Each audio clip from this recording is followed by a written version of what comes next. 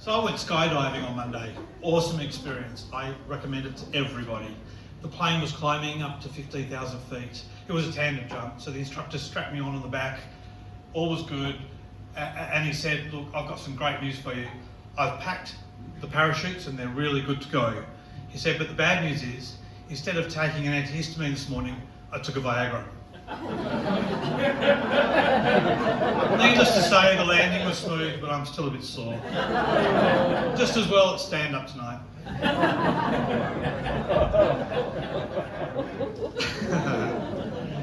Got an email at work from the HR officer to say that we're now getting 18 weeks of paternity leave at full pay, which is bloody awesome. So I'm thinking of having my vasectomy reversed and becoming a polygamist. I want to be a professional parental leaver. Speaking of vasectomies, anyone out there had the snip? Yeah. So you can relate to my story. So I've had the snip several years ago, but you know, I'm still going through those mental scars and I've got a lot to get off my plate, so it's good for me to talk about it. So I turn up at the clinic, all's good. I do the paperwork, pay the fee, and a lovely young nurse leads me into a room and starts going through the pre-op and post-op instructions, and was there really to answer any questions that I had. So she then gave me this takeaway bag, and I call it the vasectomy show bag. Why do I call it a vasectomy show bag? Well, when I opened it up, there were some chocolates inside.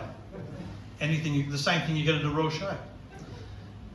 So, but the chocolates I noticed were small little round chocolates instead of a big stiff man bar to remind me of my manhood. Anyway, after the operation, you have to give a sample 3 months after, just to make sure you're infertile and the operation's worked.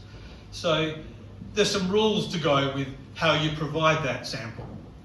And it's actually written on a paper, and my wife calls it the wanking rules.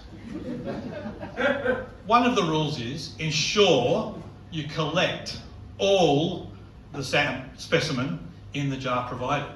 I think, how are they going to know that you didn't, you missed a bit? But it's very military, like you can't miss, like you can't get overexcited when you're ejaculating into the cup. It's a bit strange. The second rule is that, and I'll remember in a sec, because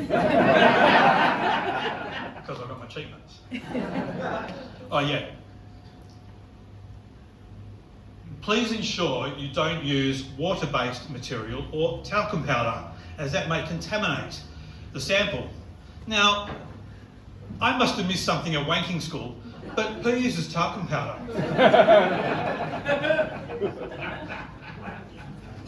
So, got my notes again, sorry.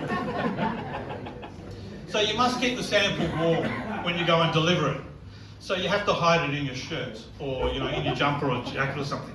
So I pictured myself driving along to drop off the sample to be analysed and being picked up by the police for a random drug and alcohol test. Now, it's they would say, please empty your pocket, sir, and I would bring out this sample. And they would say, what do we have here? And I said, sorry, officer, yes, I am a wanker.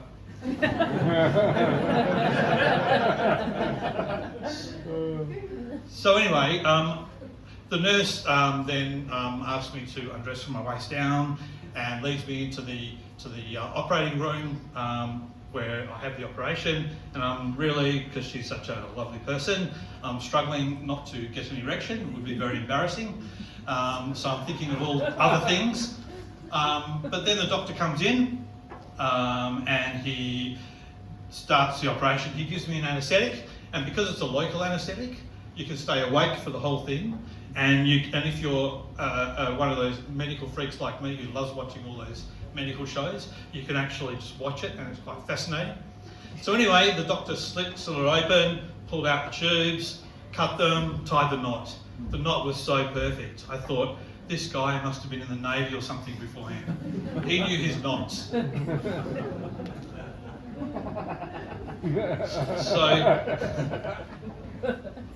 So after he finishes, the nurse comes and wraps you in cotton wool, and I'm thinking, oh gee, I could come back again and have this done any day of the week. It was lovely.